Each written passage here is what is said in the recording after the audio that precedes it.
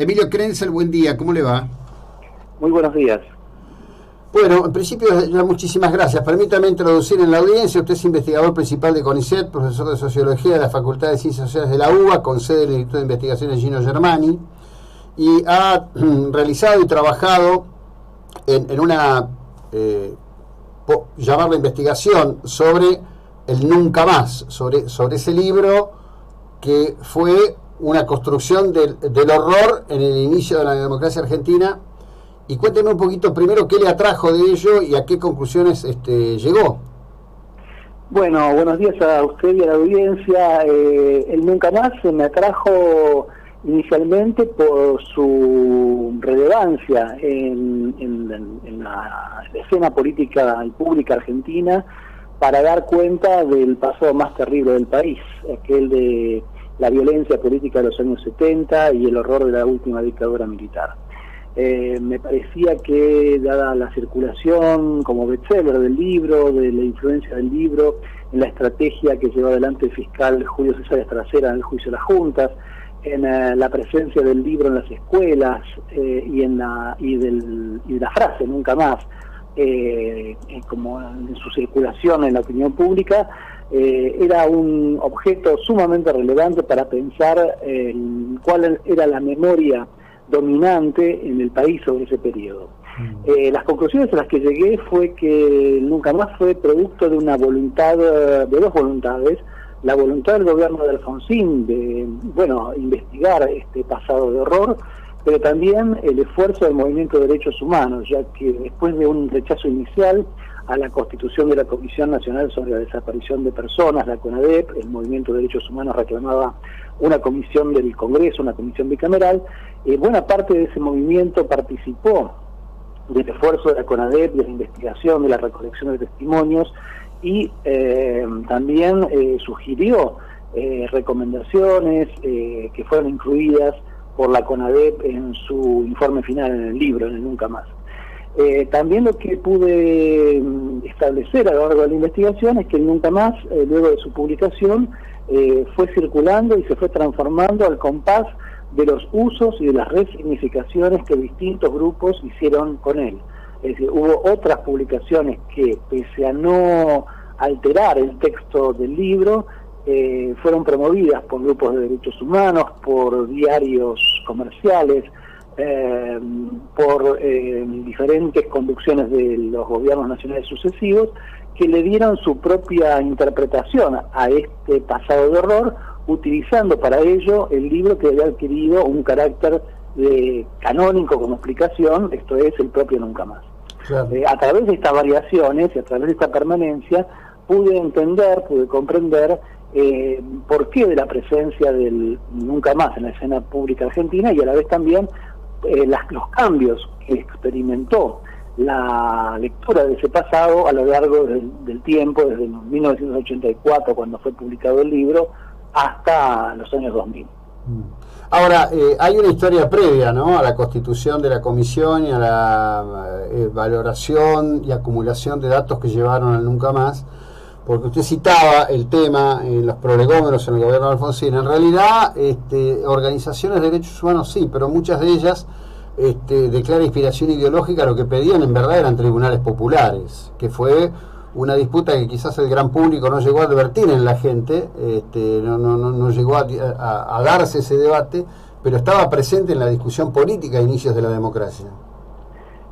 Yo en realidad lo que recuerdo, lo más fuerte, que las organizaciones de derechos humanos reclamaban una comisión bicameral, es decir, que el Congreso tomara en sus manos la investigación de este pasado, pensando, porque no imaginaban que se llevarían a cabo juicios, es decir, desconfiaban profundamente de que hubiera algún tipo de investigación judicial. Entonces, el reclamo de los organismos era una comisión bicameral, porque así pensaban que se aseguraría la investigación, la condena moral, aunque fuese la condena moral y política del terrorismo de Estado. Aún de parte de las organizaciones más radicalizadas dentro del movimiento de derechos humanos, esto es las Madres de Plaza de Mayo, se insistía con esta idea de la comisión bicameral del Congreso, e incluso cuando a veces surgían consignas en el contexto del profundo antimilitarismo y rechazo a la dictadura, que reclamaban paredón para todos los milicos que vendieron la nación, recuerdo esa consigna, Eve de Bonafini respondía que el mejor paredón eran 30 años de prisión, enfatizando de ese modo el lugar de la justicia. Ahora, frente al escenario de una democracia que se abría, eran relativas las expectativas del movimiento de derechos humanos en relación a la justicia, y por eso la insistencia de una comisión del Congreso, y por eso también su rechazo inicial a la CONADEP, que era una comisión que en realidad estaba compuesta por personalidades que habían sido designadas por el Poder Ejecutivo y por algunos representantes del Congreso. Sí. Con respecto del Poder Ejecutivo. Con respecto de una crítica que estaba desde el inicio, es decir, la limitante al respecto de que se investigara a partir del 24 de marzo del 76, ¿surge de su trabajo la naturaleza de esa decisión y por qué no en el lapso en que todo se inicia con el decreto de aniquilación de los grupos subversivos en plena democracia? Bueno, el gobierno de Alfonsín se interesó por fijar una nueva dicotomía en la escena política argentina que suplantara la del antiperonismo y la del peronismo, la dicotomía entre democracia y dictadura. Por eso el decreto de juzgamiento a las juntas militares estableció como únicas responsables del terrorismo de Estado a la conducción militar a partir del 24 de marzo del 76. Sin embargo, como usted bien dice, las violaciones a los derechos humanos habían formado parte también de la política represiva encarada por los gobiernos peronistas entre el 74 y el 76. La decisión de limitar a las juntas militares el juzgamiento tuvo también un fundamento político, en el sentido no solamente de establecer de aquí en adelante una necesidad de la democracia como horizonte compartido para resolver de manera no violenta los conflictos, sino también un peso político, una clave política, esto es, no sumar, no agregar a la fila de quienes se oponían a algún tipo de tratamiento de este pasado de horror al movimiento peronista, que recordemos había sacado el 40% de los votos y estaba conducido por María Estela Martínez de Perón, que había sido una presidenta que había tenido notable participación en esta represión ilegal previa al inicio de la dictadura militar. Entonces, frente a ese cuadro de relaciones de fuerza, el gobierno de Alfonsín limitó la revisión del pasado en términos de terrorismo de Estado a la Junta Militar. ¿Surge de su trabajo si eso fue parte de acuerdos políticos trabajados o de una evaluación propia? Porque hay que recordar que cuando el proceso buscó amnistiarse ya en la etapa de salida con la apertura democrática, que en realidad etapa de apertura democrática que comenzó antes de lo que podrían ser, digamos, las autorizaciones legales para la actividad política, con Nicolaides al frente del ejército, ahí había un tema en donde las principales figuras del peronismo de aquel momento, Luder incluido, que había sido como presidente firmante de ese decreto, se oponían terminantemente a cualquier tipo de revisión. Sí, no, yo creo que fue una decisión, no fue parte de un acuerdo político, sino parte de una decisión política del gobierno de Alfonsín de cómo encarar el proceso de justicia transicional, con la voluntad de hacer justicia y enfocando, a quienes habían sido responsables del 90% de las desapariciones forzadas, es decir, del conjunto de las desapariciones forzadas, el 90% ocurrió bajo la conducción de las juntas militares, además, por supuesto, del incremento notable de los prisioneros políticos, del exilio político, las cesantías, del incilio, es decir, de diversas formas que adquirió la persecución política a partir del golpe de Estado del 76. Entonces, de ahí que, en función de la evaluación de relaciones de fuerza, se privilegiara tramitar en sede judicial este pasado con esta limitación. Ahí vi un dato interesante, quería abordar esto y lo libero. En verdad, las cuestiones al respecto de la utilización de fuerzas de seguridad,